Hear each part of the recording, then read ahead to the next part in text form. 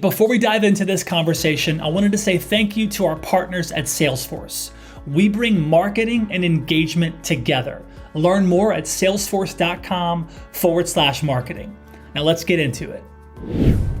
Hey everybody, welcome back to Marketing Trends. This is your host, Jeremy Bergeron, Head of Strategy at Mission.org. And today I've got Carol Carpenter, CMO of VMware, on the show. Carol, welcome. Thanks, Jeremy. Elated to be here. All right, let's get into it. I know you left Google, one of the biggest companies in the world, to work for VMware.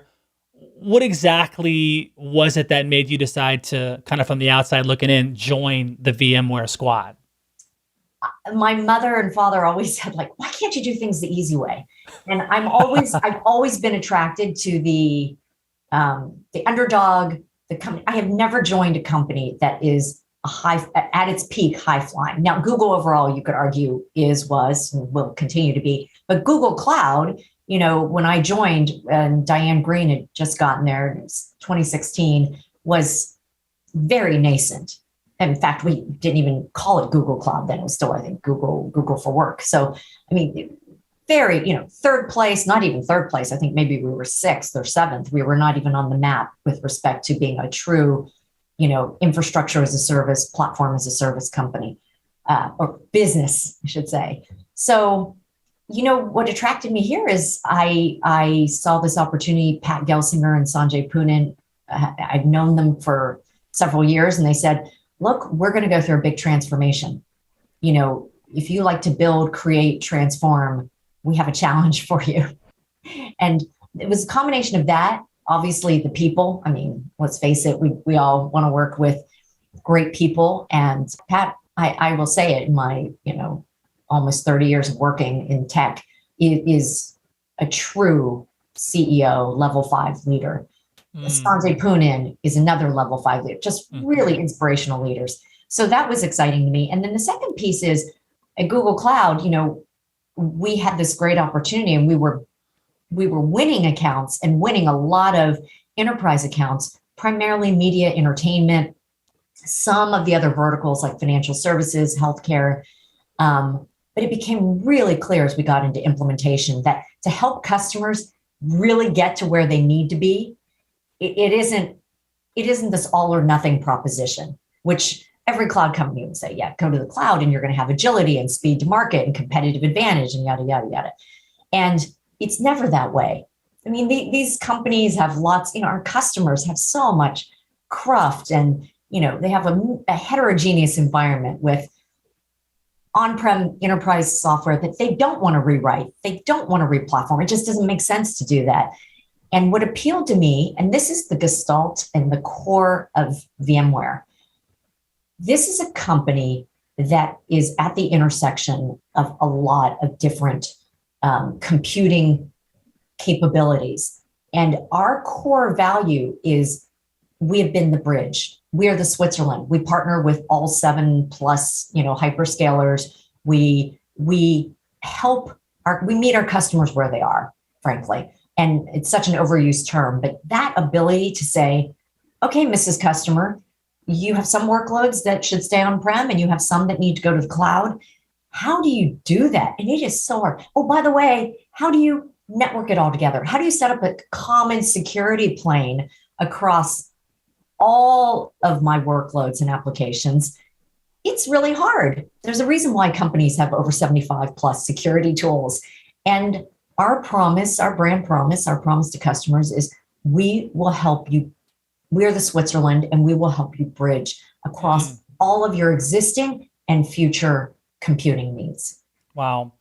So thinking about the beginning of the dance with just marketing for you, because, look at your background, Stanford BA in economics, you spent time at Apple, GM at Trend Micro, CMO at ClearSlide, CEO at Elastic Box, which I want to talk about too, VP of product marketing at Google, now CMO VMware. Somewhere along that experience, there was this dance with marketing that started. And was that back in school? Was that kind of in the product days at Apple? Where did that this really interesting, love and appreciation for marketing start? Where was that spark for you initially? I obviously, I did not have a planned career. And I noticed that, many of the other people, CMOs you've talked to as well, you know, we're problem solvers, I think, the majority of us. And we see problems and we see opportunities and we try to, lean in. It definitely started at Apple. I can tell you. So when I was attracted to technology coming out of business school for a few reasons. Number one, it felt like, and it seemed like, and it has turned out to be more of a meritocracy than, like, when you look at, at least when I graduated from business school in the 90s, the majority of people were still going to investment banking, consulting, some of the more traditional businesses. It's certainly changed in the past few years where everybody wants to be an entrepreneur. However, that was the case then. And I looked at those types of businesses and I thought, wow, I don't see a lot of women there. Wow, I see a lot of hierarchy and entrenched culture. Tech had this great appeal because, number one, there was this, just opportunity to do great things. And for, as a woman, being able to say, gosh, I can see myself in lots of those different pockets. And then the third thing is, frankly, it was kind of accidental. We did a case study on Microsoft and Apple. And that was when, let's face it, the mid 90s, Apple was not the Apple it is today. I still remember some of the great headlines. The media loved to write things like, Apple rotten to the core, Apple, peeling away, the app, just all the great, pithy, good clickbait metaphors. Anyhow, and I remember going through that case and realizing that the difference, yes, Microsoft on the OS side certainly dominated at that time because of the licensing, because of their distribution, their ecosystem. But there was also this spark and this ability, and the story and the case was about, how could Apple compete and how could they differentiate? And when you think about, what is marketing? It's a combination of, it's communicating the value, and the value, is usually steeped in some kind of differentiated value. And it means it has to be unique. It has to be tangible. It has to be something your customers care about. And the interesting thing is I was in product management at Apple. So I went there. They were hiring very few MBAs, but a few of us. And in fact, the majority of them are all doing amazing things right now in the industry. They're a great peer set. They were a great peer set then, and they're phenomenal now. And it came down to, like, how do we segment? How do we think about the market? How do we win? And at that time, there was more of a niche, Macs were the niche computer. And it was all about, you could be very successful if you segment really well. So anyway, and Apple forced you were a product manager, but you couldn't be a great, they put product marketing and product management together. Because the premise is, and I still believe they subscribe to this, is you can't market what you don't understand. Like, if you're not in the guts and you don't understand what the OS is doing, what the processor is doing, what is it? Well, back then, what is an Ethernet port? What is, you couldn't, how could you even begin to try to translate that to a simple customer story? So what did you have to cultivate to shift from, individual contributor to now shifting into leader, right? There's this another dance that happens there. And just because you're really good on the product marketing side doesn't mean you're going to be a great marketing leader. Yet you are clearly, and have a career to speak to that. What were the early kind of, early challenges and early things you started to cultivate and see and do to become a marketing leader at scale? Yeah, I'd say there are probably two things I would point to. One is what I call the me to we transition, which is, at some point you realize, oh my goodness, like, I can be great at what I'm doing, but we will not win as a business unless my peers are also winning. And winning, I don't mean necessarily, market winning, but within a team, like, how are we having impact on the market? How are we driving more leads? How are we gaining more market share? And I think that me to we transition is that moment you wake up and you say, and for me, it also coincided, by the way, with having kids. Because when I had kids, I realized, oh, I can't be that person who works 24 hours. And I don't want to be that person who works 24 hours. I need to scale, and I need other people who are smarter and more capable of working longer hours to do that scaling. So that was part of it. And I think we all go through that me to we journey at some point. It just different triggers. And then, the second part is I had a mentor who said to me, all of these things work because you have the right product, the right target customer, the right proposition, the right distribution. You've created some intimacy with your prospects. You've shortened the distance between, like, all the things that are required. And even though I'd gone to business school, it took a mentor, and I was at Trend Micro, who said to me, the whole, he used the word, I think, supply chain of how you gain share. And that was a big trigger for me to say, oh, wait, I got to zoom out here. Like, it doesn't matter if, my campaign is the best campaign or my messaging is the best messaging. If all these other pieces aren't working, you're not going to reach your customers. You're not going to make them happy. You're not going to delight them. You're not going to succeed. So anyway, it seems really straightforward now. Like, I look back and I think, well, of course I should have been thinking about the whole supply chain of how you go to market and how you create value. But I mean, think about how many companies don't, right? Either they are so obsessed with their product and technology, and, Highway 101 in Silicon Valley is littered with great tech that never really, achieved any market presence because they didn't have all the pieces. Or the converse, which is, if you have great marketing, but you don't have great product, it's you don't win. Right, exactly. In a different podcast interview, you said that you felt that data needed to be in your DNA. What piece of data do you think is most important about potential customers that helps drive a successful campaign, for example? Yeah, it's again, I talk to my team like, yeah, we have to eat data for breakfast, but it all starts with data around behaviors, good segmentation. And good segmentation, everybody tries to do it, like, oh, these are the buying groups we're going after. These are the verticals we're going after. That's like, no offense, that's segmentation 101. Good segmentation is understanding behavior, intention, and understanding the triggers really, really clearly. I subscribe to this notion, and it's pretty clear, why do you buy anything? Why did you buy the microphone you have? Why did you buy the car you have? Why are you buying the software you're using? Because of three factors: functional, economic, and emotional. Usually in some different mix, like this pen I bought, this was an economic purchase, right? Or functional, I just needed a pen. I didn't really care. The car you buy, the software you buy has a lot more wrapped into it. And understanding your customer segmentation and what they care about across those three axes, it is the key to winning markets. It's the key to winning the hearts and minds. And obviously tuning and making sure your product, delivers. It has to deliver against that. But, when people talk about product market fit, that's what they're talking about. That's great. I mean, I love how you've distilled it, into those three things that are, there's simplicity there and also profoundness there.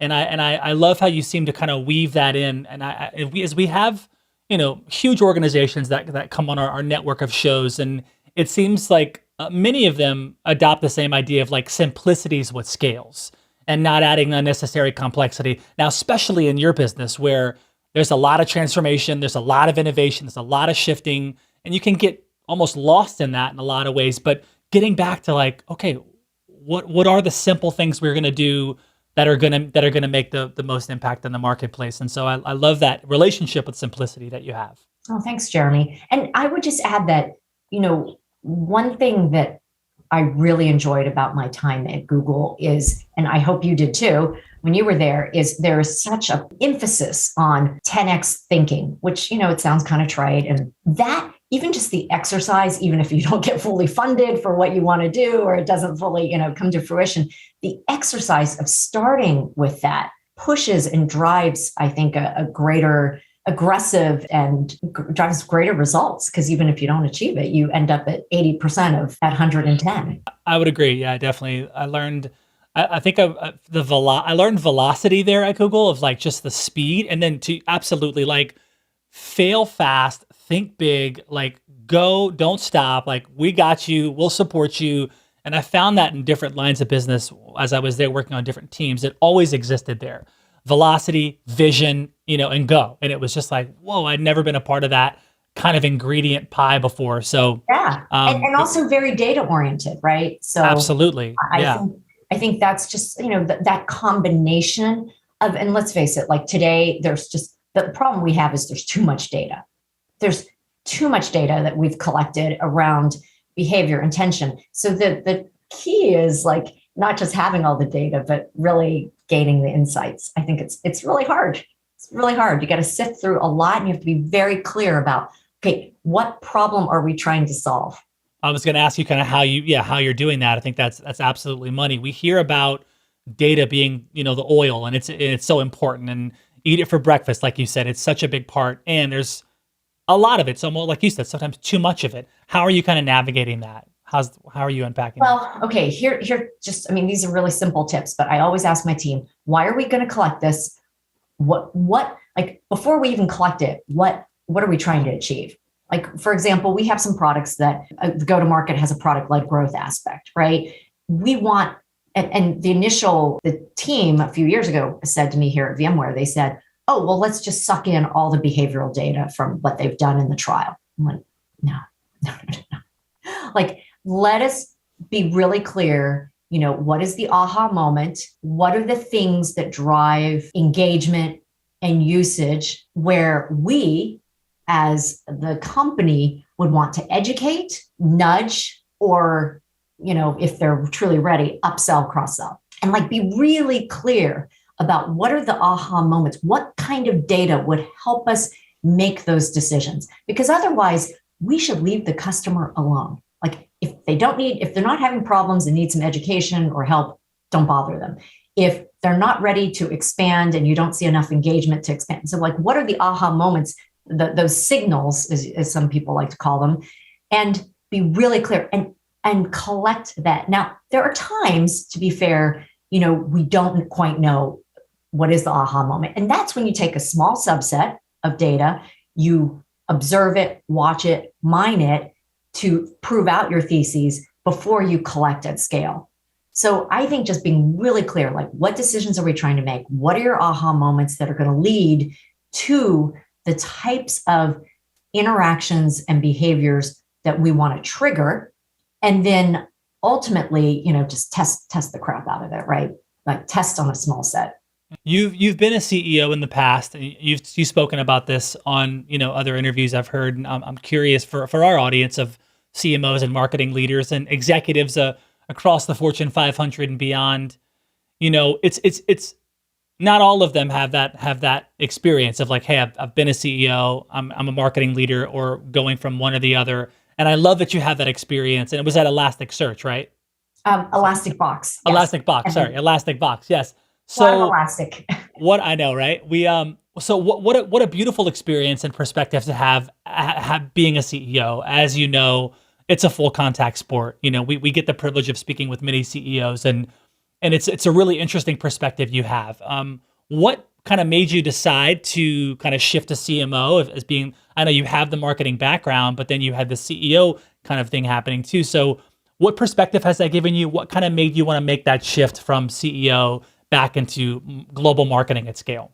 Yeah, so I was CEO. So there are two things. I was a general manager at Trend Micro, the cybersecurity company, and I was fortunate because at that time the BUs, the business units, had full P&L, which meant I had engineering reporting to me, I had sales reporting to me, I had marketing reporting to me, and it's interesting because when you have a P&L and you have to report on a number every week, a commit gut stretch, you very quickly determine what's really going to help you. And so I think that experience initially helped me understand, okay, there are some things that marketing does that are longer term, cool. They should be. They should be looking 6 to 12 to plus months out and building markets, building perception shifts that can take time. At the same time, there's a short-term need, like what's really going to drive, in that case, revenue and subscriptions. So I took that CEO role because a friend of mine, I mean, my whole career I have followed people. And a friend of mine was a VC on the board of the company and said, hey, look, I think of you as more than a CMO. I'm like, well, what does that mean? That CMO wasn't enough? But it was a backhanded compliment to say, you've got a business head on you. You understand the supply chain of delivering value to customers. Could you come in and help? And it was a small company. We were 50 people. And I said, why not? And I trusted him. How often do you get to go into a place where people on the board, you believe in the tech, and it was in the DevOps space, which I was really, I liked it. I think the open source and DevOps space, we could talk about that at length, has so many more advantages than, some of the closed proprietary areas. So anyway, so two things. One, I went there, I learned a tremendous amount. I learned it's extremely hard. Like the buck really stops with you. You feel incredibly accountable for every person, their families, what's happening. And you should. I mean, that's why CEOs get, compensated well. And that's why they bear that mantle. And it's a big, big responsibility. We ultimately sold Elastic Box to a large company called CenturyLink, now called Lumen, and transitioned the team successfully. In fact, some people are doing really well there. And when I thought about, okay, what am I going to do next? What I realized is that being CEO was not, there are parts to it I absolutely loved. I loved, making some of the decisions. I loved being able to direct that product market fit. But I realized so much of what I enjoyed was around building and scaling and helping other people become better marketers. Like that for me, at least in my head, I didn't think I could go teach other people to be better CEOs after 2 years. And I definitely realized there are things I could teach and help others scale around marketing, whether it's in a large company, a small company, across many different domains. So that's why I came back, and I also, honestly, it was a little bit of just, again, meeting the right person at the right time, meeting Diane Green, meeting Allison, meeting the Google Cloud team. And there they were, and in a build phase. And it was very attractive to me to go in and be building again. Now, on that note of building and transformation, VMware, so we talked about this a little bit before, just, there's been a big shift going from, on-prem to SaaS. And, so seeing this shift, from licensed products to being a SaaS business, how has that changed, from a marketing perspective, from, including customer experience, and just talk us through kind of leading through that's a big change. Like you said, it wasn't like you were starting from zero. You're already moving a very big organization that had been doing things, a certain way for a period of time. And now it's big shifts. Talk us through kind of these shifts and how you manage that and led through that, some of the things you've seen. Yeah. So Jeremy, I underestimated the mind shift change that would need to happen. And I underestimated the operational aspects. So I think the easier parts have been helping the team wrap their heads around customer first. And everybody uses that term? What company doesn't say they're customer centric or customer first? But being very explicit, like customer first means no more shelfware. You don't just, sell it and forget it. No, it means how do you ensure your customers have enduring and gain enduring value from what we give them? That part was actually easier to get people's heads around. And the whole company has really rallied around that aspect of it. We are super customer first in terms of ensuring customers are happy. Now, the part that is difficult, the part you actually need to jettison, is you cannot focus so heavily on making existing customers happy, because existing customers will keep you where you were and keep you entrenched in that on-premise world. And while there are many companies, and we certainly will continue to serve them, who have, again, a multi-cloud environment. They have some applications running on premise, and they have some in the cloud. They have some, at the edge. We want to help them solve all those problems, making sure that you weight the customer input and the customer feedback and priority between your existing customers, because you certainly want to continue to serve them, and making sure you're overweighting the new customers you want to win, the native public cloud customers, the ones who are in the public cloud. How do we make sure we serve them? And so that is the tougher part of when I say changing our own employee mindsets, our team mindset around being customer first, being very clear what it means. The really fun part has been we've been transforming our sales and our marketing and our customer success teams to deliver upon that customer first promise. And it's everything from changing compensation, how salespeople are compensated, to the type of solution go-to-market plays that my team is running in conjunction with sales, being very focused on, again, leaning harder into the products and services that are cross-cloud, not simply private cloud, but cross-cloud. It's been fun. It's been fun. And we've also done a lot of segmentation work. We're working really hard on I call it, there's the sell to and there's the buy from. The buy from is also known as product-led growth. It's a little bit more challenging with complex products to have pure product-led growth. Like, we have an amazing product called Cloud Health that helps companies assess, their workloads, the financials and economics, and how do they manage their AWS or Azure bills, and how do they optimize. Obviously, like, you can trial it, but it requires a little bit of handholding, right? Because it requires some of your data. It's a fully SaaS product. So there's just this balance, and I don't think we talk enough about them. I think there are some, I hate the acronym world, but if I were going to give it an acronym, it's like PLA, it's product-led accounts. It's not quite product-led growth, and it's not quite account-based marketing. It's at the intersection.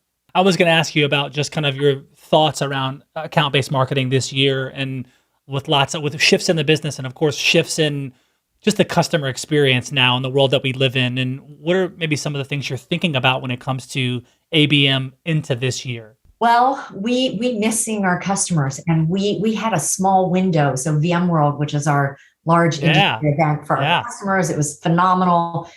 We primarily ran it virtually. We ran a small customer section on site at our Palo Alto campus. So it was primarily outdoors. And it was the small window when California, we were at a low point in terms of COVID infections and people were traveling. I think there was a lot of optimism. And we thought, oh yeah, maybe, 30 customers will come. Well, no, many came. Many were so excited to be together and to interact and to network with each other. And that is our model. Wherever possible, is we are trying to, drive the virtual interaction and engagement and offer at a local level smaller group interactions that are primarily outdoors. And again, everyone's vaccinated, they opt in, they have to feel comfortable, and trying to find that balance. And that's where we're headed this year, which is offering a hybrid engagement.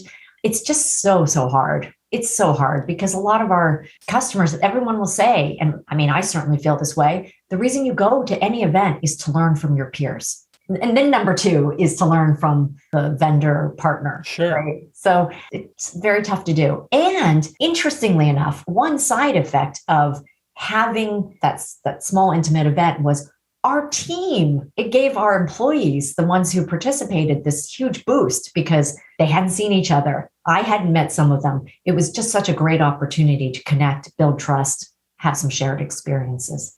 That's great. Yeah. And as we continue on with seeing some of these hybrid virtual, event experiences, and there'll be a lot of creativity. We're seeing some things happen, but we are hearing kind of what you said in a lot of ways where these kind of private invite only, exclusive, small, safe experiences are popping up, and they're working really well from an ABM perspective and also thought leadership. So it'll be cool to see kind of how we all, end up transitioning into this year. One way you've mentioned you try to lead your team is through symbolism. Can you kind of explain a bit what that means to you, and how has it, made such an impact on your team? So, quick story, a friend of mine invited me to this YPO event. This was when I took over at Elastic Box, and it was a transformation. And gosh, I'm going to date myself, but so Meg Whitman was at HP, and she was 2 years into her turnaround.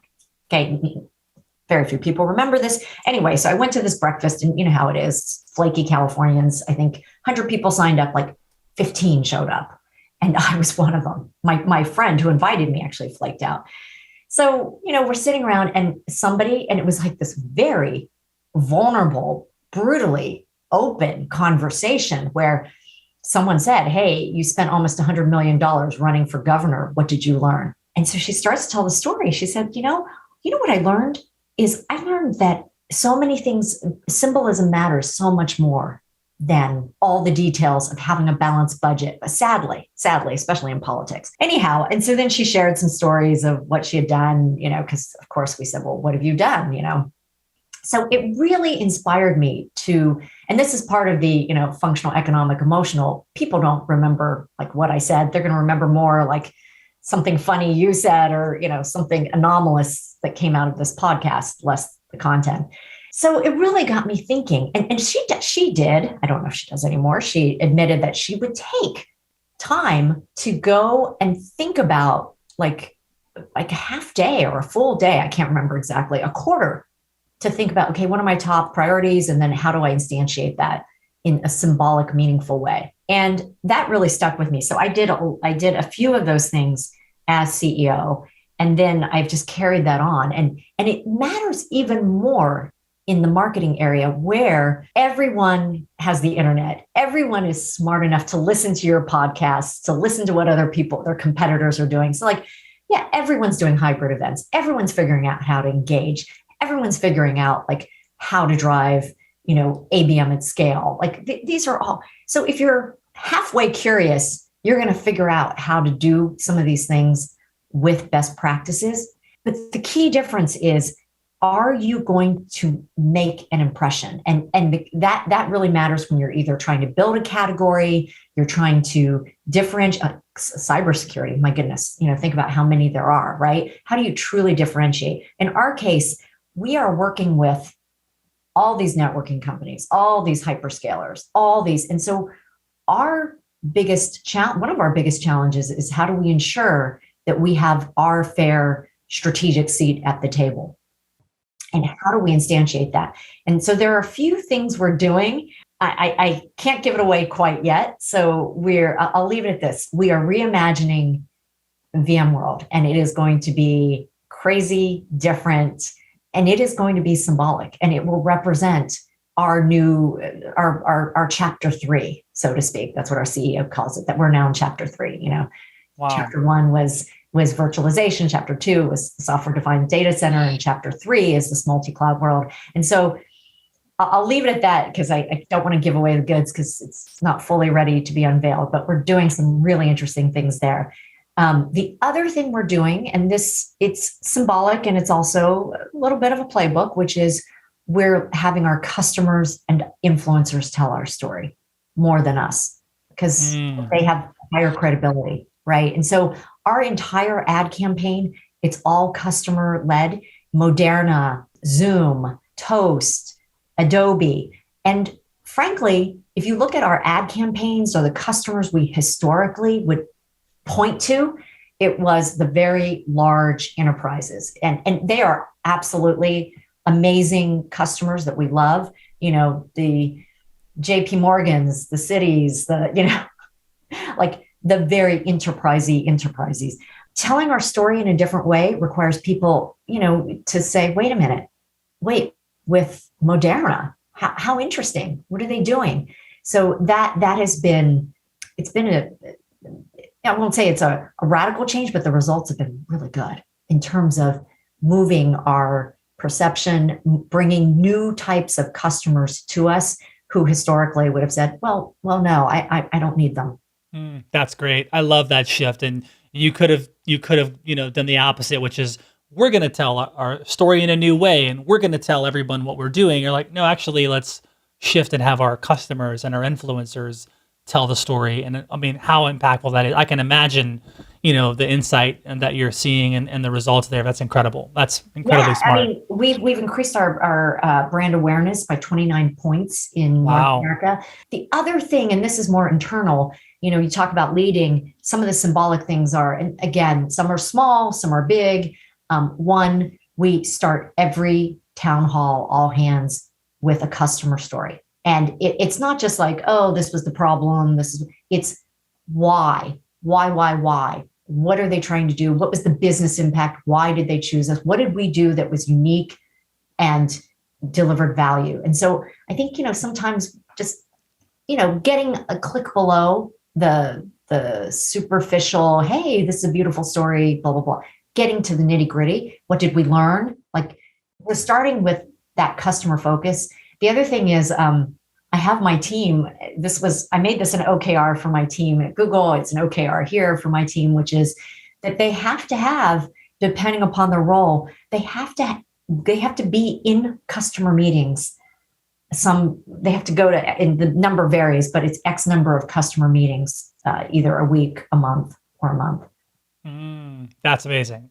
It's very smart moves from a leadership perspective and thinking about how you're moving this big organization into this new transformative world that we're in and supporting your customers in really cool, unique, authentic ways, allowing them to take the mic and share their story. And the impact is going to be realized in so many ways. So I think that's awesome. This is the lightning round. For those of you who are curious, this Marketing Trends podcast is brought to you by our friends at Salesforce. Salesforce brings marketing and engagement together. If you want to learn more, check out salesforce.com/marketing. Today, we've got Carol Carpenter, CMO of VMware, in the house. Lightning round. Are you ready for the questions, Carol? Yes, bring it on. Okay, here we go. First question, texting or talking? Oh, texting. Okay. Asynchronous communication is all day. Yeah. What do you love and appreciate about yourself? My prior chief of staff described me as hustle and humor. I'm actually pretty goofy. I wouldn't say I'm really funny. I'm just goofy, so people laugh. What's your favorite day of the week? Saturday. I get to sleep in. Favorite city in the U.S. besides the one you live in? Fairmont, West Virginia, where I grew up. This is a shout out to all my fellow West Virginians. Nice. What was the last film you saw? Oh, does Netflix count? It's got to count these days, right? Well, okay. The last film in a theater. In theater, yeah. It was Shang-Chi, which I saw with my family, and to my shock and amazement, one of my kids who, I forced into Chinese school, but it never stuck, actually recognized some of the words. So I was like, yes, for the win. All right. Would you rather be able to speak every language in the world or be able to talk to animals? Oh, speak to animals. Think about all the new learnings. Like, yeah, everyone, yeah, the new learnings. Yes. What does my dog really think? I love it. Okay. Last question. Fill in the blank. Something wise my elders taught me was? Family first. That was my dad. That's what he always said before he passed. Family first. Love that one. That one will never get old for me either. Thank you so much, Carol. This has been an incredible conversation. Very insightful. Super inspiring, and I'm just grateful you took the time to be here today. Hopefully we'll stay connected, and best of luck for the rest of 2022. Thank you, Jeremy. So great to be here. Thanks again to Salesforce for making this show possible. To learn more, head over to salesforce.com/marketing.